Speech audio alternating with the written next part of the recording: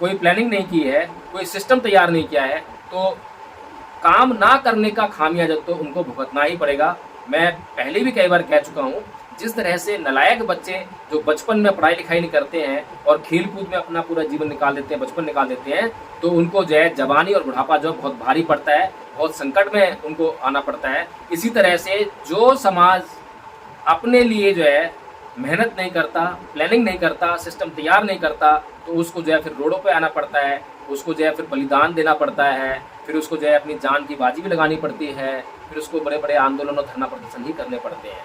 अगर यही काम जो है वो सिस्टम से कर ले, तो उसी संविधान के अंदर उसको ताकत मिली हुई है, उस संविधान की ताकत से वो बिना खून खराबे के, बिना खून बहाए, बिना सड़कों पर आए, बिना कोई ऐसा धरना प्रदर्शन किए हुए भी वह अपने संविधान की, अपने अधिकारों की, अपने लोकतंत्र की सबकी रक्षा कर। आज जो बुद्धिजीवी वर्ग को जो है इस बात पर अपनी नियत लेकर आनी पड़ेगी, अपनी ईमानदारी दिखानी पड़ेगी कि मैं जो है इस समाज से कुछ लूंगा नहीं, बल्कि इस समाज को दूंगा। इस समाज को मैं जो है नेता दूंगा, इस समाज को एमएलए दूंगा। इस देश का जो इंटेलेक्चुअल क्लास है, जो आज प्रोफेसर है, जो आज वकील है, जो आज जजेस हैं, अगर वो इस देश के, इस बहुजन समाज के लिए सच्चाई और ईमानदारी से काम करें, ग्राउंड लेवल पर जाके काम करें, तो मैं ये समझता हूँ कि अगले 5 या 10 साल में जो है हम चाहे स्थितियाँ कितनी भी गंभीर क्यों ना हो जाएं, लेकिन हम उनको बदलने का काम कर सकते हैं। और तभी संविधान की रक्षा हो सकेगी, तभी लोकतंत्र रक्षा हो गई, और तभी संविधान के अंदर जो बाबा साहब डॉक्टर भीमराव अम्बेडकर ने बड़े संघर्ष से जो बहुजन समाज के लिए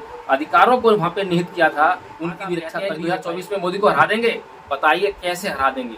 क्या सिस्टम आपके पास है? कौन सा दल आपके पास है? कौन सी पार्टी आपके पास है? जो डॉक्टर भीमराव अम्बेडकर ने अपने समय में भी किसी मुसलमान को ये नहीं कहा कि तुम बौद्ध बन जाओ, किसी सिख को ये नहीं कहा कि तुम बौद्ध बन जाओ, किसी भी हिंदू को ये नहीं कहा कि तुम बौद्ध बन जाओ, लेकिन उन्होंने एक बात जरूर कही कि इस देश में जो है सांस्कृतिक युद्ध चल रहा है, और जो इस व्यक्ति के हाथ में, जिस दल के हाथ में, जिस समाज के हाथ में वह सांस्कृतिक सत्ता रहेगी, सांस्कृतिक शक्ति रहेगी, उसी संस्कृति की, उसी समाज की इस देश में राज्य सत्ता भी कायम। बुद्धिजीवी हैं, ये अपने आप को अम्बेडकरवादी कहते हैं, लेकिन जब संस्कृति की बात आती है तब ये अपने आप को हिंदू संस्कृति से जुड़े हुए त्योहारों में लिप्त पाते हैं और कहते हैं कि ये मेरा निजी मामला है। कोई कहता है कि मैं सिख हूँ, कोई कहता है मैं मुसलमान हूँ, लेकिन मैं अम्बेडकरवादी हूँ। कैसे पॉसिबल है नीलम जी?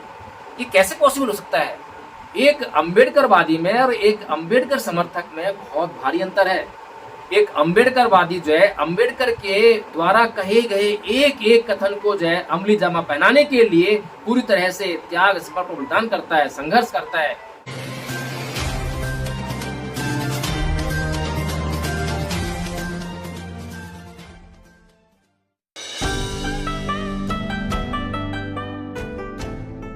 नमस्कार, आप देख रहे हैं एनबी न्यूज 24x7 नीलम बोध के साथ। साथियों, मोहन भागवत की स्टेटमेंट लगातार आती रहती हैं। पिछले दिनों भी जिस तरह से आपने कई स्टेटमेंट सुनी होंगी, लेकिन अभी फिर से एक नई स्टेटमेंट को लेकर वादों में घिर गए हैं। जी हाँ साथियों, जिस तरह से उन्होंने बिल्कुल साफ साफ कहा है कि जो भारत का संविधान है और उसके अंदर जो इंडिया शब्द दिया गया है उसमें संशोधन होकर उसको बदला जाए और संविधान से उस शब्द को हटा दिया जाए। जब से ये स्टेटमेंट आई है, बहुजन समाज के लोगों में काफी आक्रोश है, और इसी विषय पर चर्चा करने के लिए आज मेरे साथ में एडवोकेट जय भीम प्रकाश जी हैं। उन्हीं से जानना चाहूंगी सर, जिस भारत देश के संविधान को लिखने के लिए डॉक्टर वी.आर. अम्बेडकर ने अपने 4 बच्चे कुर्बान कर दिए, अपनी जीवन संगनी को कुर्बान कर दिया, यहाँ तक कि उन्होंने तमाम सुख संसाधन इस देश के लोगों के लिए समर्पित कर दिए, लेकिन आज उसी संविधान के रचयिता डॉक्टर वी.आर. अम्बेडकर को कहीं ना कहीं अपमानित करने के लिए ये लोग जो संविधान में शब्द दिया गया है इंडिया, उसको हटाने पर तुले हुए। तो सर, किस तरह से देखते हैं? पहले तो थोड़ा इस पर प्रकाश डालें। जी नीलम जी, बहुत बहुत धन्यवाद। और जो आपने सवाल किया है कि डॉक्टर भीमराव अम्बेडकर को अपमानित करने के लिए वो ऐसा कर रहे हैं, मैं आपको बता दूं कि डॉक्टर भीमराव अम्बेडकर को अपमान करने का उनका कोई इरादा नहीं है, बल्कि उनकी एक प्लानिंग है। उनकी प्लानिंग है कि किस तरह से इस देश पर जो है लंबे समय तक इस देश की शासन सत्ता पर कब्जा किया जा सके। उनका ये प्रयोजन है, और इस प्रयोजन को पूरा करने के लिए वो इस संविधान में जो है, जो इंडिया शब्द है, इंडिया शब्द को वो ये बताएंगे कि विदेशी है, विदेशी भाषा का शब्द है, इसलिए उसको हटाना वो चाह रहे हैं। और उसके बदले अब क्या लेकर आएंगे? क्या वो अब भारत दैट इज़ हिंदुस्तान करने वाले हैं? अगर वो ऐसा करते हैं, या खाली भारत को भारत रहने देते हैं, या फिर भारत को भी हटाकर इंडिया को हटाएंगे तो भारत को भी हटाएंगे, और दोनों को हटाकर जो है हिंदुस्तान शब्द प्रयोग करेंगे, या फिर आर्य करके कुछ करेंगे या फिर सनातन कुछ करके करेंगे। मतलब ये है कि कुल मिलाकर वो इस देश को हिंदू संस्कृति का साबित करना चाहते हैं कि यह देश जो है हिंदू लोगों का है, सनातनी लोगों का है। इस तरह की मानसिकता जो है लिए हुए जो मोहन भागवत जी हैं वो इस तरह का स्टेटमेंट दे रहे हैं, पहली बात। दूसरी बात नीलम जी ये है कि अब इसके लिए जिम्मेदार कौन है, ये बड़ा महत्वपूर्ण सवाल है। अगर मोहन भागवत आज ये बात कह रहे हैं तो आज उनके पास ताकत है और आज वो संविधान में कुछ भी कर सकने के लिए सक्षम है, तंत्र भी है। अच्छा, वे नहीं कर सकते क्योंकि वो कोई सरकारी पद पर नहीं है, कोई प्रधानमंत्री नहीं है, लेकिन वो एक सलाहकार है। हालांकि ऑथराइज सलाहकार नहीं है, लेकिन वो बैकडोर से, चोर दरवाजे से जो सलाहकार होते हैं वो इस सरकार के सलाहकार हैं और उनकी सलाह पर ही इस देश की सरकार चल रही है, ये सबको पता है। लेकिन आज जो है जो उन्होंने ये जो सत्ता पाई है, सत्ता के द्वारा जो ये शक्ति पाई है संविधान में परिवर्तन करने की, संविधान में से जो है बहुजन समाज के अधिकारों को बाहर निकालने की, तो छीनने की, तो ये शक्ति जो है उन्होंने ऐसे ही नहीं पाली है। उन्होंने बड़ा त्याग किया है, बलिदान किया है, उन्होंने बड़ी मेहनत की है।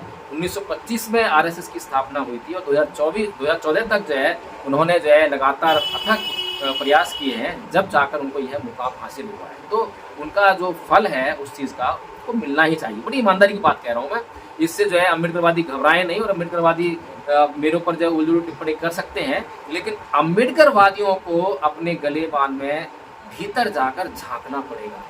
आज मैं उन तमाम बुद्धिजीवियों को जो है चुनौती दे रहा हूँ जो बड़े बड़े मंचों पर जाकर जब भाषण देते हैं, अपने गाँव जाते हैं। मुझे आज गुस्सा आ रहा है जब जाकर मैं ऐसी टिप्पणी करने के लिए मजबूर हूँ कि ये जो बुद्धिजीवी हैं ये अपने आप को अम्बेडकरवादी कहते हैं, लेकिन जब संस्कृति की बात आती है तब ये अपने आप को हिंदू संस्कृति से जुड़े हुए त्योहारों में लिप्त पाते हैं और कहते हैं कि ये मेरा निजी मामला है। कोई कहता है कि मैं सिख हूँ, कोई कहता है मैं मुसलमान हूँ, लेकिन मैं अम्बेडकरवादी हूँ। कैसे पॉसिबल है नीलम जी, ये कैसे पॉसिबल हो सकता है?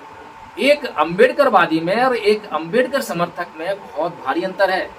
एक अम्बेडकरवादी जो है अम्बेडकर के द्वारा कहे गए एक एक कथन को जो है अमली जामा पहनाने के लिए पूरी तरह से त्याग, समर्पण, बलिदान करता है, संघर्ष करता है और निरंतर जो है समाज में काम करता है। और वो जो है बाबा साहब डॉक्टर भीमराव अम्बेडकर की 22 प्रतिज्ञाओं को हमेशा अपने दिमाग में रखता है और हिंदू संस्कृति, ब्राह्मण संस्कृति का कोई भी तत्व जो है अपने जीवन में नहीं आने देता है। लेकिन जो कोई कहता है कि मैं तो सिख हूँ, मैं मुसलमान हूँ और मैं अम्बेडकरवादी हूँ, तो पहले मैं ये बता दूं कि वो जो है अम्बेडकरवादी बिल्कुल भी नहीं है। वे अम्बेडकर समर्थक हैं, वे अम्बेडकर का समर्थन करते हैं, वे अम्बेडकर का किसी हद तक समर्थन करते हैं। वे अम्बेडकर का पूरी तरह से जिस दिन समर्थन करेंगे, हर एक बात को मानेंगे, तब मैं कहूँगा कि हाँ ये अम्बेडकरवादी है। चाहे वो बहुजन समाज का हिस्सा हो, चाहे वो SC ST OBC हो, चाहे वो माइनॉरिटीज में से हो, मुसलमान हो, सिख हो, ईसाई हो, कोई भी हो। मैं लगातार ऐसे स्टेटमेंट सुन रहा हूँ। और नीलम जी, आपने लगातार सोशल मीडिया पर बहुत सारी ऐसी टिप्पणियां देखी होंगी, फोटोज देखे होंगे और उन पर कमेंट्स देखे होंगे कभी। और ये जो लोग अपने आप को अम्बेडकरवादी कहते हैं और उसके बाद ये कहते हैं कि होली मनाना मेरा जो है निजी मामला है, इसमें जो है कोई अम्बेडकरवाद वाली कोई बात नहीं है। अम्बेडकरवाद जो है खाली संविधान तक सीमित है, आरक्षण तक सीमित है, लोकतंत्र तक सीमित है, राजनीतिक सत्ता तक सीमित है। और कोई कहता है कि मैं सिख हूँ, मैं तो लोहड़ी मनाऊंगा, कोई कहता है मुसलमान हूँ, मैं तो ईद मनाऊंगा। देखिए, बाबा साहब डॉक्टर भीमराव अम्बेडकर ने अपने समय में भी किसी मुसलमान को ये नहीं कहा कि तुम बौद्ध बन जाओ, किसी सिख को ये नहीं कहा कि तुम बौद्ध बन जाओ, किसी भी हिंदू को ये नहीं कहा कि तुम बौद्ध बन जाओ। लेकिन उन्होंने एक बात जरूर कही कि इस देश में जो है सांस्कृतिक युद्ध चल रहा है और जो इस व्यक्ति के हाथ में, जिस दल के हाथ में, जिस समाज के हाथ में वह सांस्कृतिक सत्ता रहेगी, सांस्कृतिक शक्ति रहेगी, उसी संस्कृति की, समाज की इस देश में राज्य सत्ता भी कायम होगी।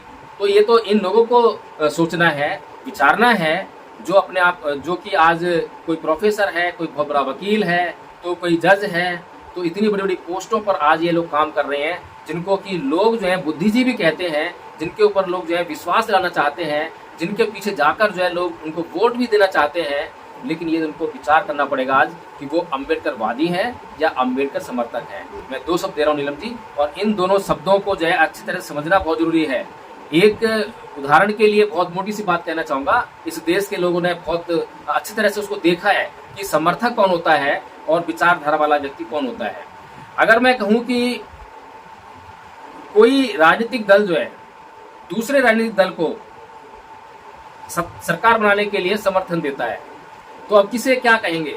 जो समर्थन दे रहा है वो उसका समर्थक है, वो भीतर जाकर भी समर्थन दे सकता है, यानी कि उसकी सत्ता में जो मंत्री पद लेकर या उसकी सरकार में शामिल होकर भी समर्थन दे सकता है और बाहर रहकर भी समर्थन दे सकता है। लेकिन इसका मतलब ये कभी भी नहीं है कि जो सरकार बना रहा है दल, उसकी विचारधारा जो है उस विचारधारा का वह दल भी समर्थन करता हो।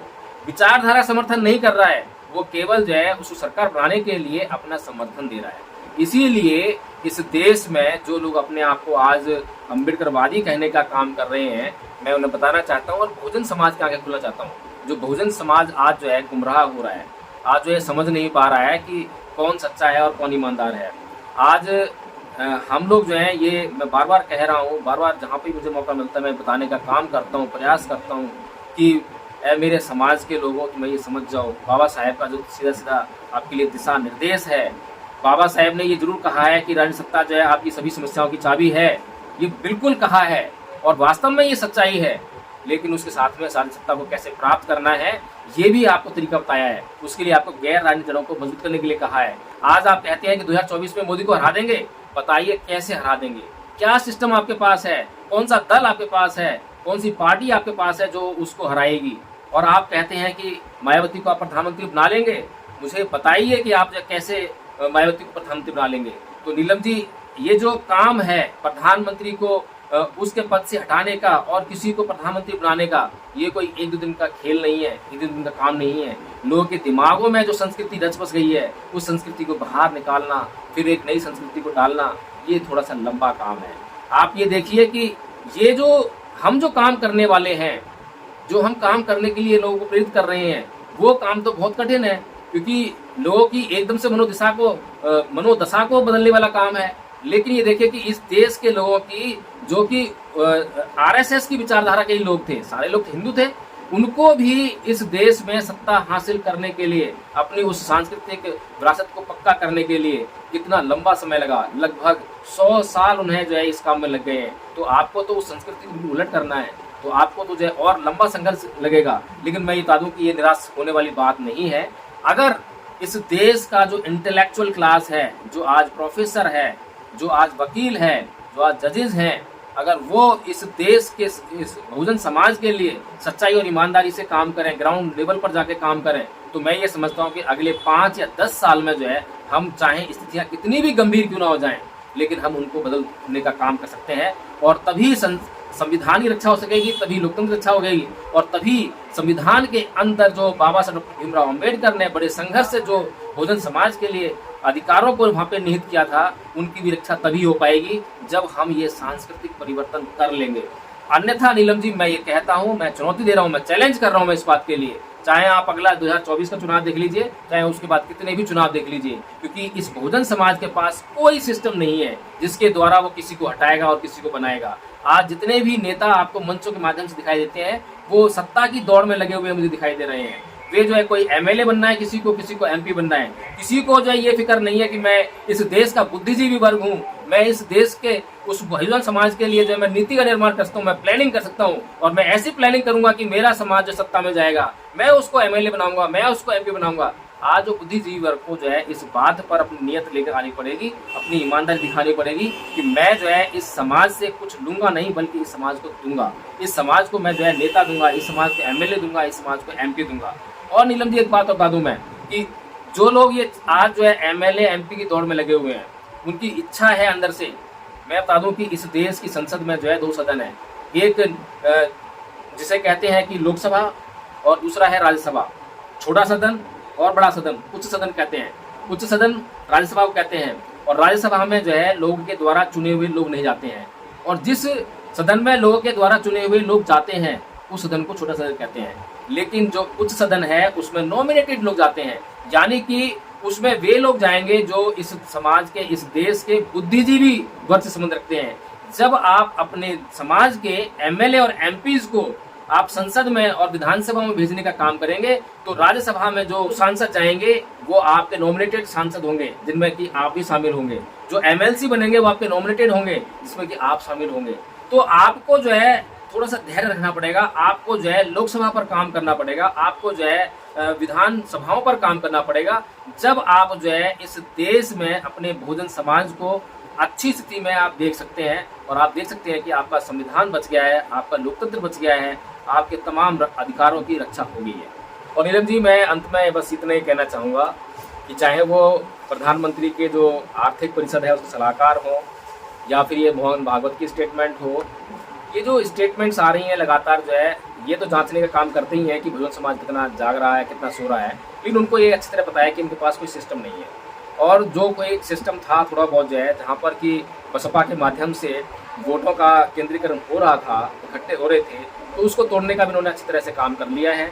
आज जो है उसका जो ध्रुवीकरण हुआ था वोटों का जो है उसका विकेंद्रीकरण कर दिया है, वो विभाजित हो गई है। तो इन्होंने जो है अपनी पूरी 2024 की तैयारी कर ली है। लेकिन बहुजन समाज को जो है आज ही सोचना पड़ेगा कि अगर आज भी नहीं जागा तो वे लोग जो है, मैं उनको बिल्कुल भी गलत नहीं ठहरा रहा हूँ। जो काम करेगा उसको फल मिलेगा। उन्होंने चाहे उल्टी दिशा में काम किया है, वो मानव विरोधी है, मानवता विरोधी है, उनके अंदर जो है मानव अधिकारों का बिल्कुल भी सम्मान नहीं है, वे पशुवत हैं, सब कुछ में बातें ठीक है, लेकिन उन्होंने उसके लिए काम किया है। बहुजन समाज ने अपने अधिकारों की रक्षा के लिए काम नहीं किया है, कोई प्लानिंग नहीं की है, कोई सिस्टम तैयार नहीं किया है, तो काम ना करने का खामियाजा तो उनको भुगतना ही पड़ेगा। मैं पहले भी कई बार कह चुका हूँ, जिस तरह से नालायक बच्चे जो बचपन में पढ़ाई लिखाई नहीं करते हैं और खेल कूद में अपना पूरा जीवन निकाल देते हैं, बचपन निकाल देते हैं, तो उनको जो है जवानी और बुढ़ापा जो बहुत भारी पड़ता है, बहुत संकट में उनको आना पड़ता है। इसी तरह से जो समाज अपने लिए जो है मेहनत नहीं करता, प्लानिंग नहीं करता, सिस्टम तैयार नहीं करता, तो उसको जो है फिर रोडों पे आना पड़ता है, उसको जो है फिर बलिदान देना पड़ता है, फिर उसको जो है अपनी जान की बाजी भी लगानी पड़ती है, फिर उसको बड़े बड़े आंदोलन और धरना प्रदर्शन ही करने पड़ते हैं। अगर यही काम जो है वो सिस्टम से कर ले तो उसी संविधान के अंदर उसको ताकत मिली हुई है, उस संविधान की ताकत से वो बिना खून खराबे के, बिना खून बहाए, बिना सड़कों पर आए, बिना कोई ऐसा धरना प्रदर्शन किए हुए भी वह अपने संविधान की, अपने अधिकारों की, अपने लोकतंत्र की सबकी रक्षा कर सकता है।